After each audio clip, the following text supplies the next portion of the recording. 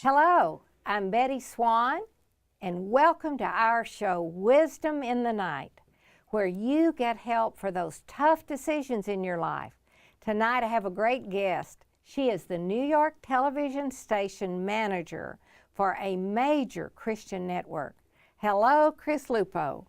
Hi, Betty. Thank you for having me today. Oh, yeah, it's going to be so interesting. I know people are going to learn a lot from you because you are a great leader. You really have a lot of advice for people on how to deal with people, how to deal with difficult situations, and I really want this interview to come from the angle of a professional in a high-profile, actually, situation that could be very difficult because you're in New York City, where television is king, and you're having to run what you do. So tell me a little bit about yourself. Not much, just, a little bit about where you came from, and then let's get to the good stuff. Well, thank you so much for that, Betty. New York City is a huge challenge, as we all know. Just even getting around and living your day-to-day life with all the people and all the traffic and a lot of negativity that takes place here. So you're constantly battling that. And most people are stressed out. The television industry in general is a very stressful industry to be in. Why do you think that is? Because there's deadlines. And a lot of people are working on live programming, so you have like really strict deadlines. So, and especially like if you're in news, there's just so much going on in the world, and you have to be available 24/7 to report on it and get things organized and you've got to check your deadlines. Facts because of what we've been going through recently. You're not sure when they're telling a true fact, one that's been checked out, or just told. Exactly, and there's like so much work behind the scenes that a lot of people don't realize, even if they are talent or on air. There's just so many other jobs in television, and there's just a lot involved, and that's why there's a lot of pressure. But part of my story is interest, and I wasn't always in television. I didn't always plan on being in television. And it was like through a series of events where I discovered some more of the desires that I had in my heart. And many years ago, I had been in the airline industry, and I loved it. Really? What did you do in it? I was a manager, and I also was a flight attendant, and I worked in one of the offices there, and so I got to do a lot of different things, and it was a fabulous company to work for in the industry, and they were very, very good to women, and it was just a really fabulous company to work for. And I was there 6 years, and I gained a lot of my experience in the work world. It was really one of my first jobs as a professional. Well, now, Chris, it's a high-pressure industry, too, isn't yes. it? So I don't know. I think I like high pressure or something, but yeah, it is. And same thing, you have delays. You have, you need to be on time. You have to be on time for your job or you miss your flight. And, you're dealing with people. People under stress. Under stress, yeah, travelers, but it's so much fun too. It was a great experience. It was a lot of fun. And, and I was young, and, when you're young, you have a lot of energy to deal with a lot of those challenges and the stress. And then after I had left that position, shortly afterwards, I met my daughter's dad, and we thought we were going to get married. And after a series of events, we didn't get married, and I ended up having my daughter on my own.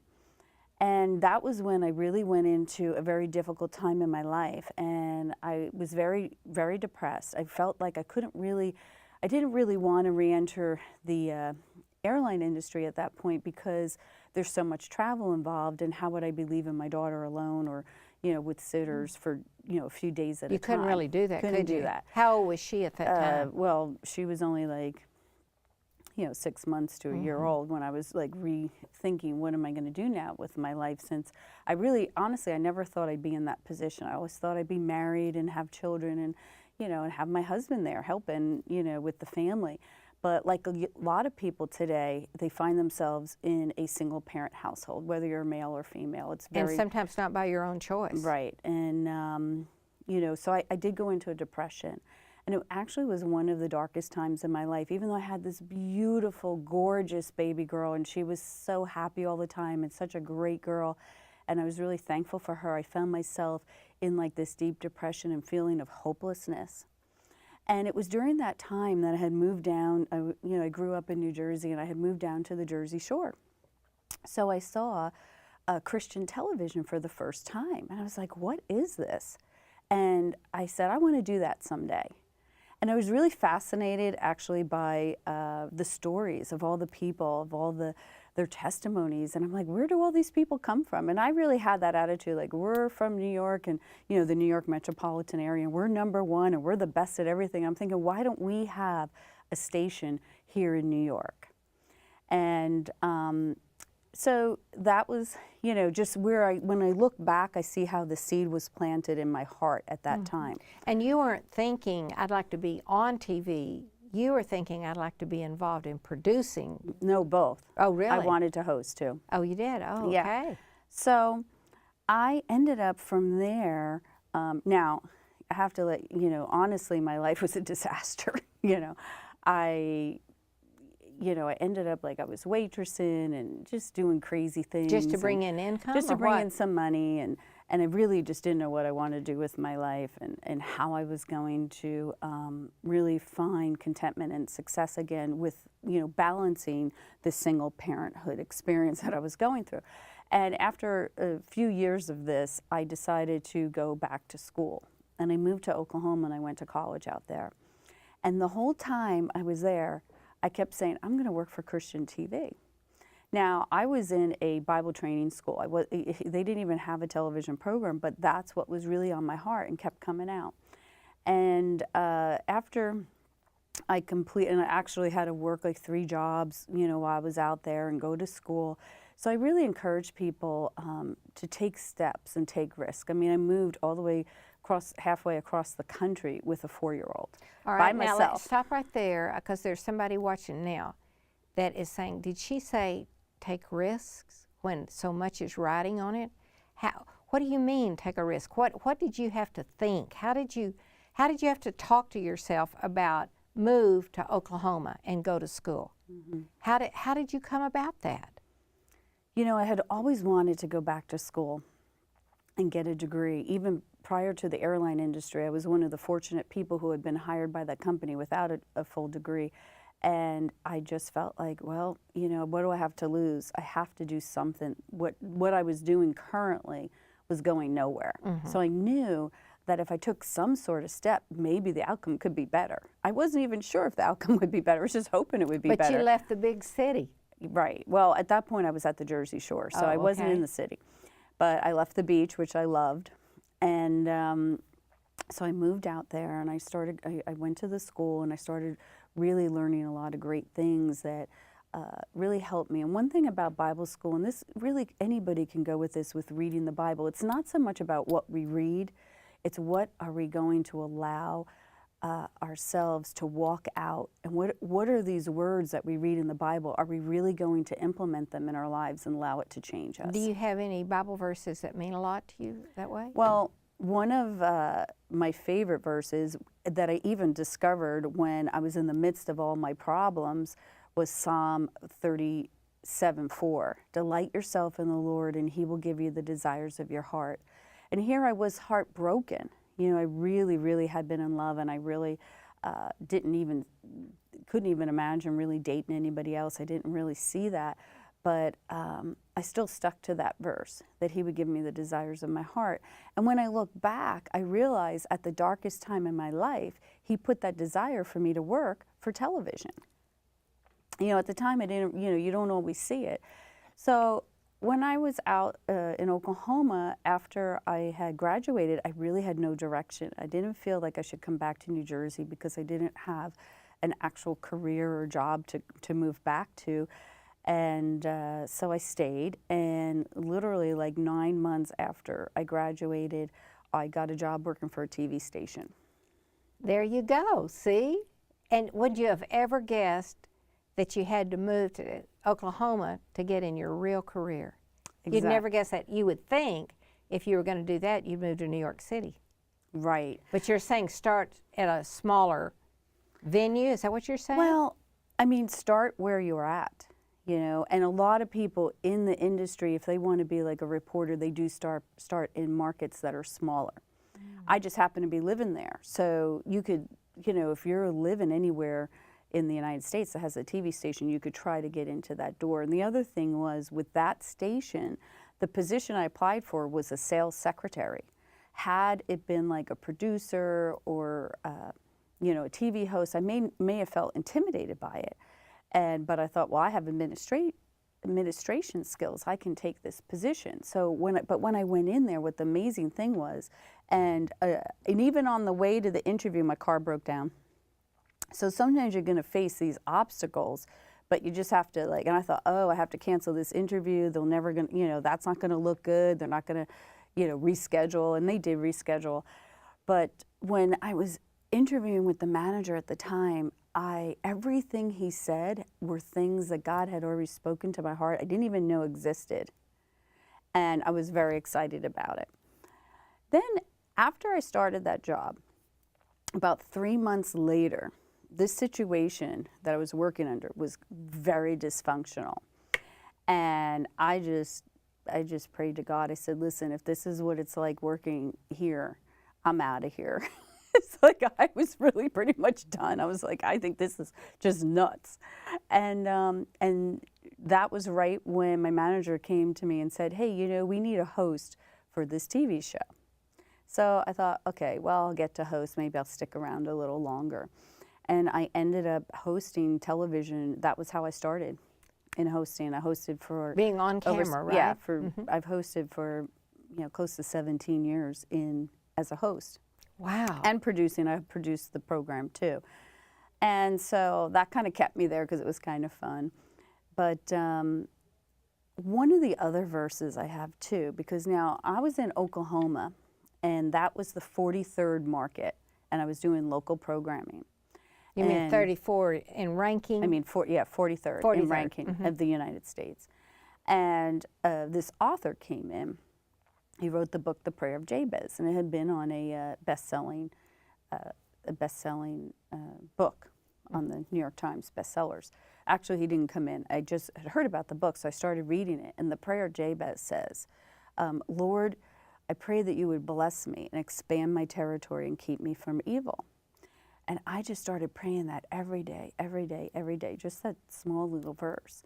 And it really became a revelation to me. And I really felt all along, I said that I was going to be the East Coast connection. You know, at this point I changed networks. I'm now working for a different network. And you would just speak that out loud. Yeah. Don't you think that's a big thing to do when something hasn't happened that you really want to happen, and even if you don't know how it can happen, you can just speak it. I'm going to be the East Coast connection. Thank you, Lord. Well, and I was actually speaking these things before I realized that you can, you know, that'll happen. It was just what was coming out naturally. So I wasn't speaking things like that I just really wanted, like in the flesh. These are things that I felt were really coming out of my heart. And I was praying that prayer. I didn't know how he was going to expand my territory at that point, even though I did have it on my heart to see this network have a station in New York City. So, and then I think I was there about 6 years, and then they decided to purchase a station here in New York City, and they knew I was from the East Coast, and they had approached me about, you know, moving here and being the station manager here. And really, when I look back, I realized that that prayer had been answered. I went from the 43rd market doing local programming to the #1 market doing international programming. So that was just a huge expansion of my territory. And what I like to also encourage people, no matter what profession you're in, you can pray this prayer. And you can see God expand your territory of influence in whatever area it is that you're working. So say that prayer again, and it's based on a verse in the Bible? Yes. It's just this tiniest little story, but this one pastor actually who wrote the book, he didn't know it was going to be a bestseller when he wrote the book. And he also wrote another book, Beyond the Jabez Prayer, and it breaks down each verse in a chapter, and that's an excellent book too. You'd recommend it? Yes, I recommend them both. All right, great. And it's just a teeny tiny book. And that's what I tell people too. because I was never a reader, you know, when I was younger. And I started with these little books. And that really helped me get the Word of God in me, or get a revelation of a prayer, or you know, and they have the Prayers That Availeth Much book, and they just have, you know, little prayers of scriptures. So it teaches you how to pray those scriptures when you're, you know, first learning. And once you start to see answers to them, and I mean, really, I'd have to really look and see when that book came out, but it was at least a year or two later. And that I had seen that come to pass. So when you moved to New York and you took over the beginning of a new station, what kind of challenges did you run into, or have you run into, in taking on that big a task? Because there are a lot of people that work their way up by levels, and some people get what you got, 43 to number 1. And yet they don't realize the challenges and the testings and temptations and, you know, what all did you go through in building a station that was the number 1 station? Well, when I first moved here, I really thought I was going to die. I thought God sent me here to kill me, because, and I was from the East Coast, and I'm like, this is just traumatic, you know, this was way harder than I thought, the move. But one person explained it to me, like I had built roots, because I had been in Oklahoma now for almost 12 years. So I had built roots there, and I was just completely uprooted. So it was like a tree being replanted, and now you have to settle in. And one thing I learned even when I was in Oklahoma was not to quit. A lot of people quit before they see, really, one, the answer to their prayer, or that promotion, or, you know, something good happen. And you have to, like, persevere through difficult times, because people will come against you. Even bosses will come against you. Have you ever had that happen? Yes, I have. And, you know, I just continue to pray, one, that God would reveal the hidden things. That's a scripture, Okay, too. so that's number 1. 2, I would continue to do your work in excellence. I had one boss when I was in Oklahoma really come against me, and I don't even know why. It was just kind of like, you know, probably insecurities or something. But they just really weren't suited for a management position. And I had at the time been I was doing the program and producing it and hosting it, and I had to do these reports. Well, when they investigated in the station with all the positions, because a few things happened, the woman who was over that at the network had told me, she said that when she was asked, that I was the best person in the entire network at the time in that position. Good night. And I didn't know that. I didn't, you know, I wasn't trying to be better than anybody else, but I always did my job in excellence, regardless. Now, what does excellence mean? Give us some words that describe what excellence means in actually doing a job. It would mean, like, always go above and beyond, you know, just everything you're supposed to do it, and do it right. Be on time, and get your work done. And then do that extra to make your work really good. You know, not like, you know, just putting in effort. I see so many people today that I feel that they're just lazy. And especially if you do have a bad boss, you could get a bad attitude. And you could not want to be there, not want to do your job, and rightfully so. But I want to encourage people to know that God always sees, and He will promote you, because promotion comes from Him. It says that in the Bible. It does. You know, there's a Bible verse that says promotion doesn't come from the east or the west. Promotion comes from God. And that's a good place to have promotion come from. Right. Because He knows exactly where to put you. Exactly. And that's why when I look back, I see how, and believe me, I would get so frustrated in that job that I even went out and applied for other positions. I even got hired for other positions. I even had good Christian friends tell me, quit that job, stop working for those people. They're treating you wrong. And they were right, but I didn't have that peace. I felt in my heart that I should stay. Okay, now wait just a second, because that's a very important piece of wisdom. In the night, you did not move, even though people that you loved and trusted were saying, get out, get out, get out. because you didn't have peace on the inside. Isn't that what you're saying? Mm-hmm. That's a key, isn't it? Yeah. Peace. I heard a pastor say one time, in anything when you're trying to determine the will of God for yourself, let peace be your umpire. Yes. If you have peace, stay. If you don't have peace, go. Exactly. And a lot of times we quit because in the natural we don't want to work any harder. We don't want to wait it out. And that's why perseverance is one of the fruits of the Spirit. And it is really hard to persevere at times, especially when you don't want to persevere. But the payoff is so great. And I've seen it in my own life because I did persevere. Had I quit at that time, I never would have seen where the Lord would have brought me and all that He would have done with me here in New York City.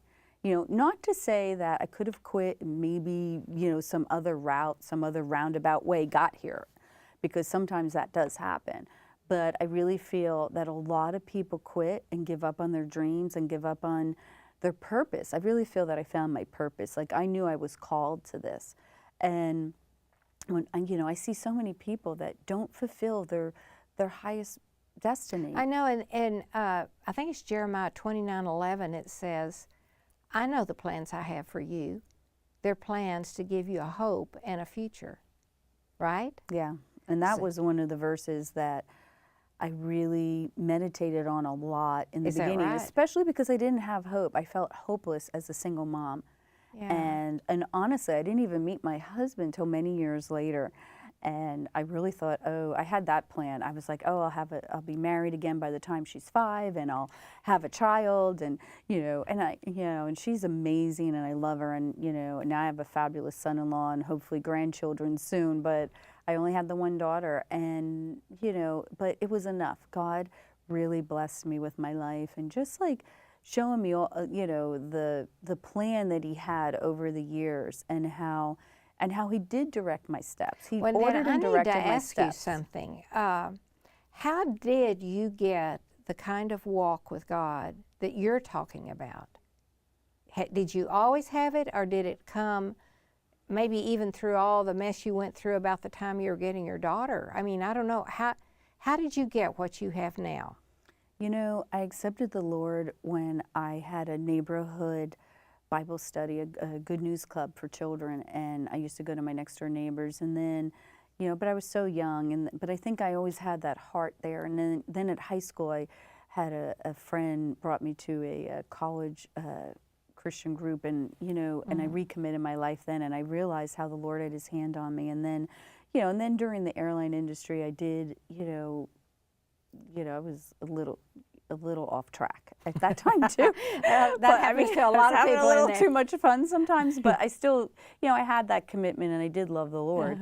But it really was after I had, around that time, my one friend started with the book, the Prayers that Availeth Much, and there's scriptures written out, and you poke your name in, and they even have Bibles like that now that you can that inserts your name into the Bible. So I started praying different scriptures over myself with these little prayers, and that made it so easy. And that's when I first started. And then she was the one who prayed for me to start reading the little books. And I was reading Kenneth Copeland's little books, and that started teaching me faith.